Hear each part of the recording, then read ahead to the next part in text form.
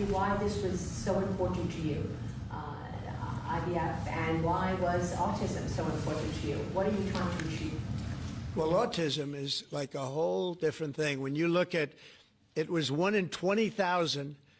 Now it's 1 in 12. If you look, Bobby, we have different numbers, but 1 in 12, 1 in 28, 1 in 32. There's a couple of different numbers out there, but it's 1 in a very, very different number than it used to be. It used to be 1 in 20,000, and that was not that long ago, 20 years ago or so. And now they had something for boys, for babies, baby boys. It's 1 in 12. I heard 1 in 10, Bobby. I heard another one, different lists. But when you think of that, it's not even sustainable, but there's something artificial. When that happens, that's not like a natural. And then you have certain groups of people that literally don't have autism, and they're not taking some of the things that we're taking. So we're working very hard. And on IVF, it's just that I have friends, including Katie, that called me and they told me the importance of it. I wasn't that familiar with it. Now I think I've sort of become the father ever since I heard. There was a bad decision in Alabama where a judge wanted all clinics to be immediately closed, right? And Katie called up and you said you were pretty strongly attacked by your friends that you didn't even know were involved with IVF, right? You had people that had grandkids, people who'd gone through IVF themselves, telling their story and saying there are people that cope out there.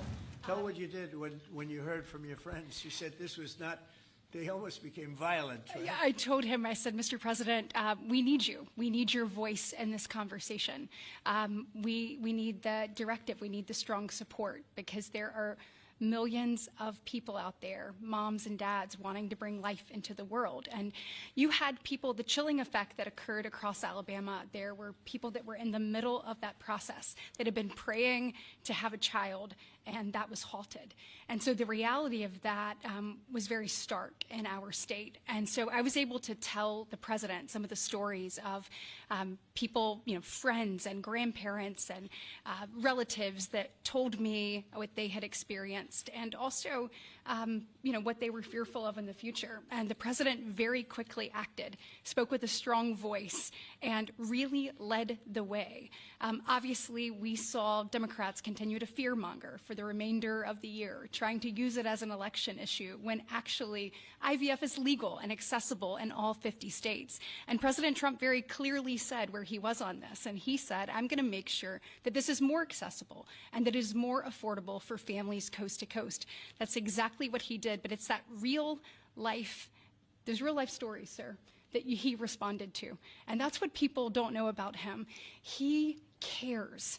And when you tell him what American people are dealing with, he wants to do something about it. You have leaders and politicians that come before him that want to talk about things. President Trump wants to actually make things happen. That's exactly what he did here, and I'm so grateful, Mr. President. Thank you, Katie, very much. Appreciate it. So we will go back to